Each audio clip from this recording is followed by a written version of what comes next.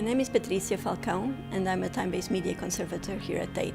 This video will show you some of the work we do to preserve and display time-based media artworks at Tate. Time-based media art is really any artwork that has the dimension of time. This can be analogue in terms of film or slide. It also can be video, audio, performance and software-based art. Any form of contemporary art that engage with the idea of time can be considered time-based media. It's a very large and interesting definition. So Tate's mission is to promote the public understanding and engagement of modern and contemporary art. Our role is to care for and preserve artworks that are coming into the collection, but we also have a requirement to display those works so that the public can engage and enjoy them. Documentation really is at the heart of everything that we do. We document every process, task, display history and every decision that we've taken or decisions that we've decided not to take and why. And what this provides is a really rich history across the lifespan of an artwork, and you can go back and sort of watch the progression and perhaps change of an artwork and why those decisions were taken. A clear and good example of a major time-based media artwork shown at Tate recently is Primitive by the artist Apichatpong Versatile. Primitive is a multi-platform work. It's a work that can be seen as a state of what the future of cinema is. It's composed of short video clips, it's composed of a film, it's composed of a proper installation. Projections are happening on different screens and have been shot in different formats. So it's a very specific work that can take a different shape every time it gets displayed. So it's definitely a time-based media multi-platform installation. In the case of Primitive, that's a really interesting work because that artist has a very clear idea of how he wants the works to be realised. It's a case of working along with him and the curator to make sure that that's possible in that space. So then I guess he's looking at the space just in terms of purely creatively, how can my work function within that space? And then I guess part of our role in conjunction with the installation manager is to make sure that that's actually feasible technically and feasible in terms of budget. There was some hanging points in the ceiling of the east tank in very particular places, none of which particularly lined up with where we wanted to put any equipment or screens. So we had to work alongside a scaffolding contractor to create some rigging in the ceiling to give us our points where we wanted them. We worked with a specialist who makes screen stretchers to make a massive projection screen. That was in fact the biggest screen stretcher that he'd ever made, which was like 5 meters by 6.5 meters or something like that.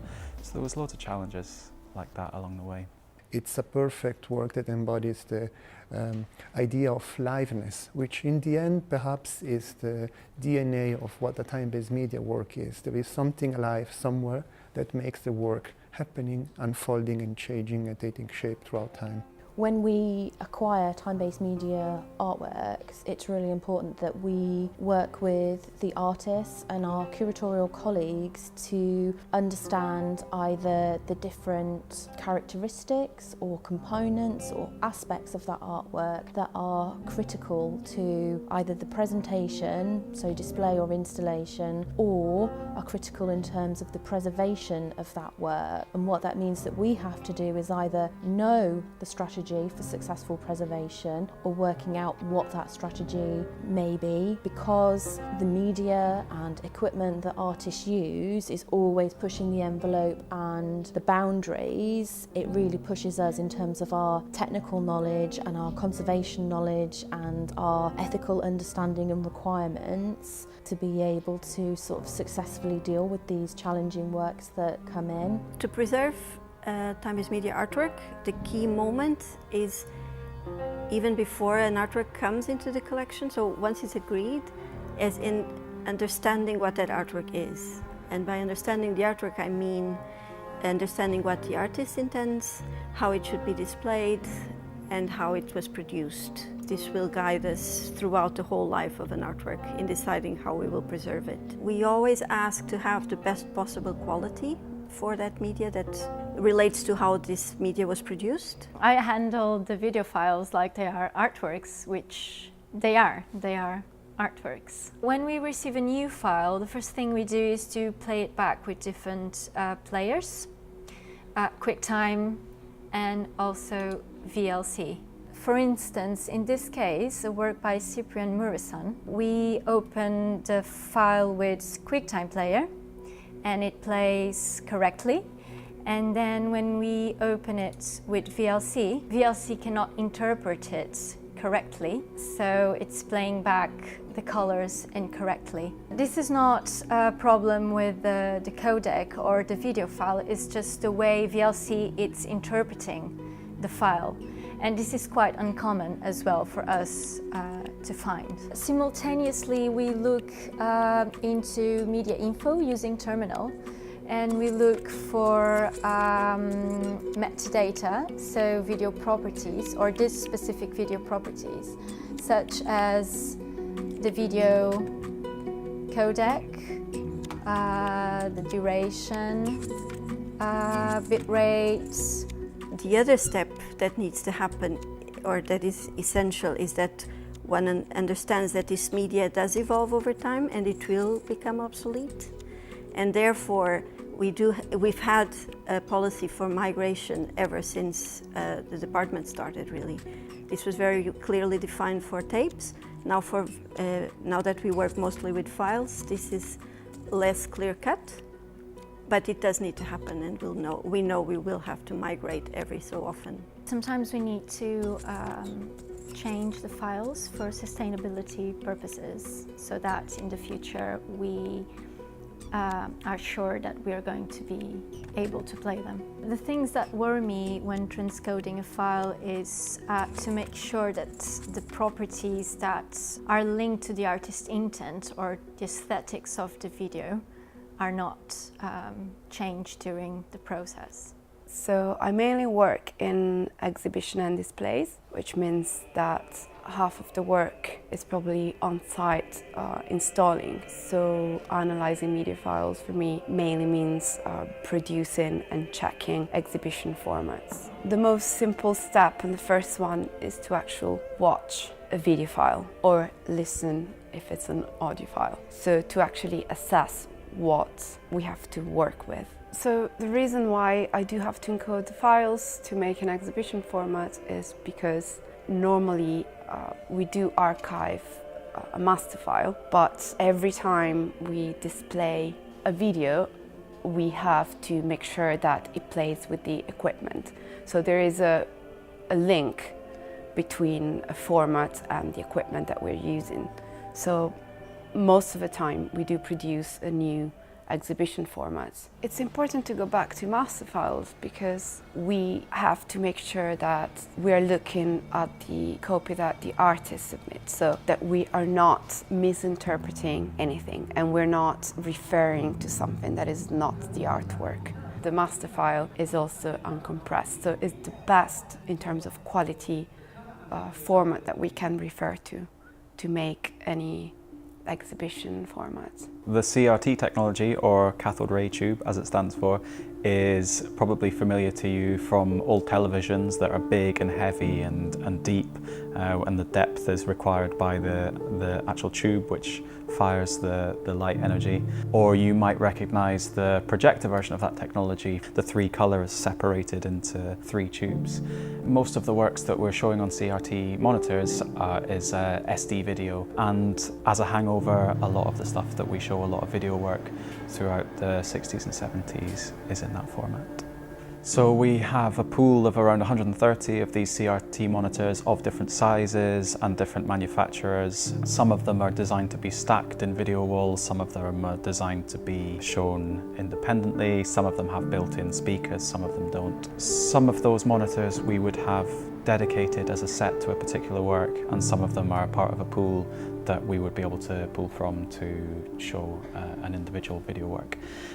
The reason that we have dedicated sets to a work is because through time the phosphorus coating on the screen that the light from the tube reacts with becomes less bright over time, and also retains the character of what it's previously shown as, known as image burn. So if you've shown something like a graphic strap for a long time, then the phosphorus coating would retain that image, and in general would become less bright over time, and also the colour balance of them can be affected as well.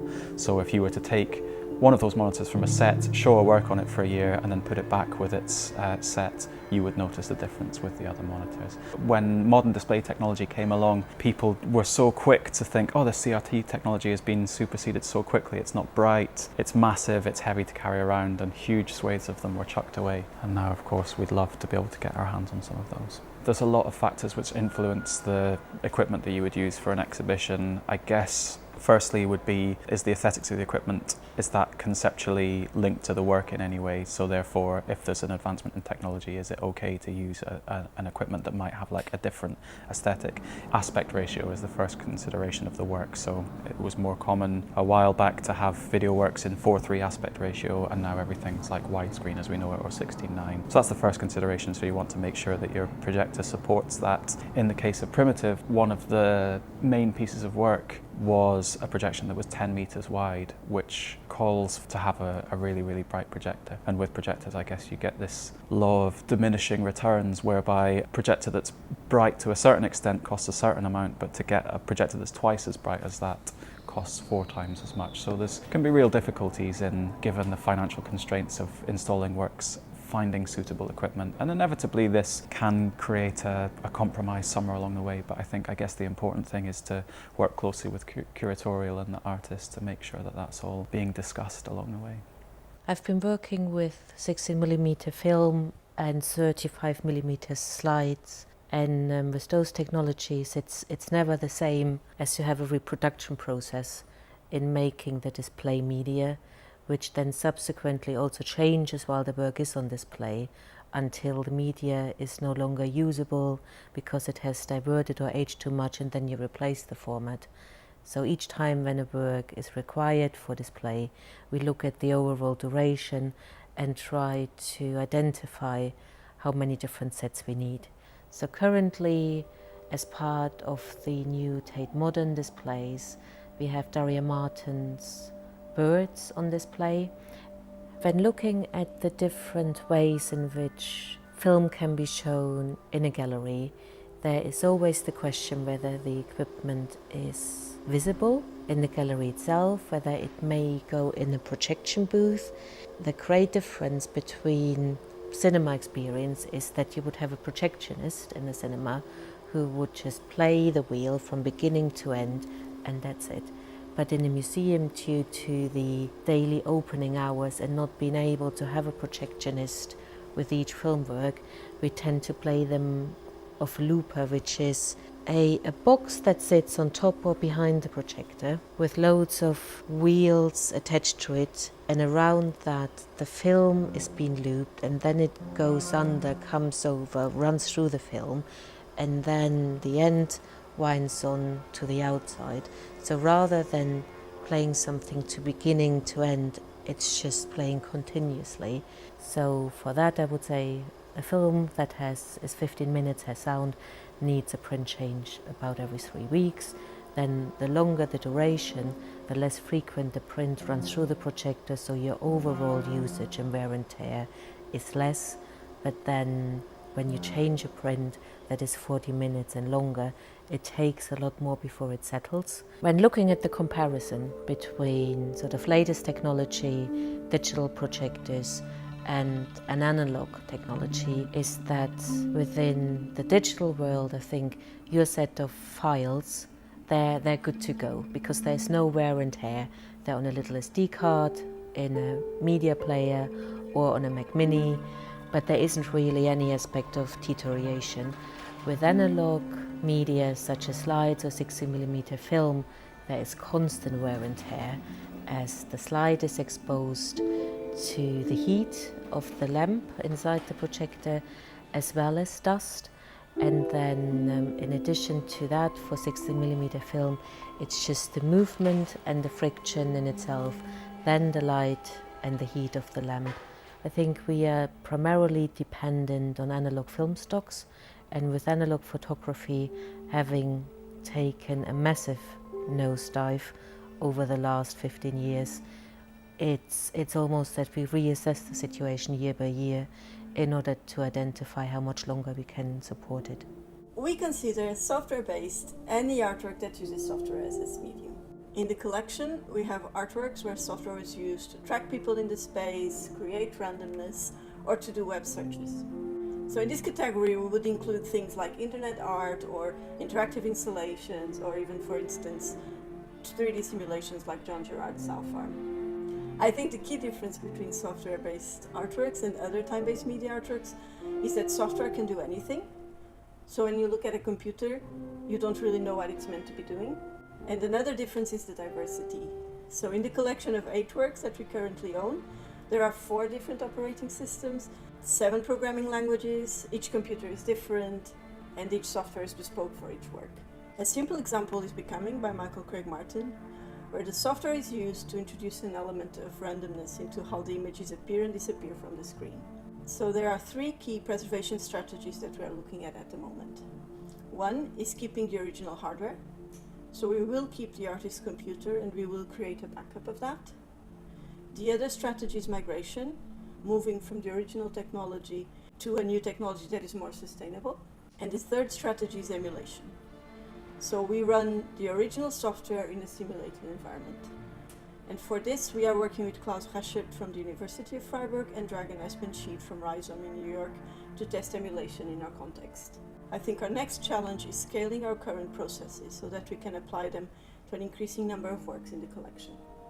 Tate built a dedicated cold storage specifically for film. It's kept at -7 degrees and 35% relative humidity. And this is done because film materials will last much longer if they are kept under these conditions. Because there is a high risk in moving a material from room temperature to such low temperatures as we have in storage, we had to develop processes in how to move materials in and also how to move them out. The time-based media store is kept at 18 degrees and 40% relative humidity, which is recommended for the videotape. For digital files that we only started receiving in the collection in the last 5 to 7 years, we had to develop a new system on how to store them safely. And for that, we have worked in our infrastructure, but also our processes to ensure that any digital asset that we receive is stored safely, it's backed up correctly, and that we know at any moment that nothing has changed on those formats. In the process of developing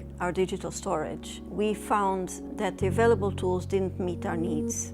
We also found that within the community of digital archivists and conservators, there were quite a few tools that would be adaptable to our needs. And all those communities are working in open source, because this gives us the freedom to add to those tools according to our needs, but also means that we can profit from any changes that other people have made to those tools. And that is the key point, I think, that this collaboration means that the tool is better for all of us. Looking to the future, this means that we will not be dependent on one company to develop the tool that we need. A community is essential because there's so many different fields that we are working on, and you need expertise at so many levels that within an institution you just don't have it. For instance, as part of Pericles, we were able to work with Dave Rice, who is an archivist, who also develops these tools. That Pericles workshop was great because it just enabled us to have new tools to do our daily researches and to analyze our files and keep on finding what's the best way to assess our artworks.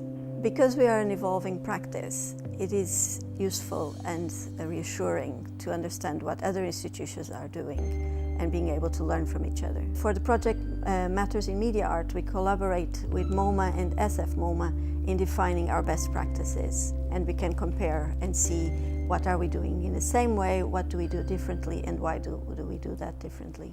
Time-based media works offer a unique opportunity to collaborate between departments and to push ahead the research within the museum, particularly if you're talking about work that have been done outside the conventional frame of modern and contemporary art. I think there's been a much greater, or there's been an increase in the number of time-based media works either that we're collecting and also displaying, and this has had a huge impact. We can see this just over the last couple of years where we now are a team of 10, and that's a mixture of conservators and technicians to be able to address the increase in complexity. We are encountering more immersive environments in larger spaces, particularly if we think about Tate Modern. We have some huge spaces which we're asked to display time-based media artworks in, and they are becoming complex, multi-dimensional,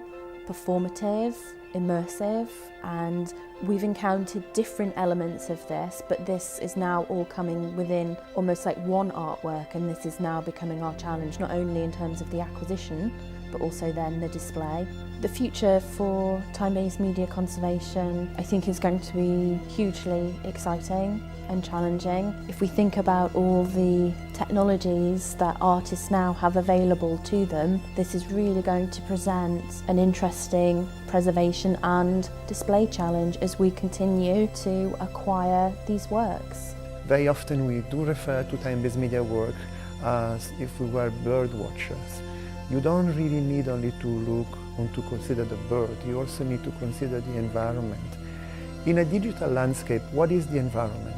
It's actually an environment made of data. How do we conserve this data? It's a big question. It's not only the actual object that we can extract, it's more an actual living and growing environment that it's made of relationship. It is going to be a big challenge because so many works will be conceived and are conceived now as part of something that changes.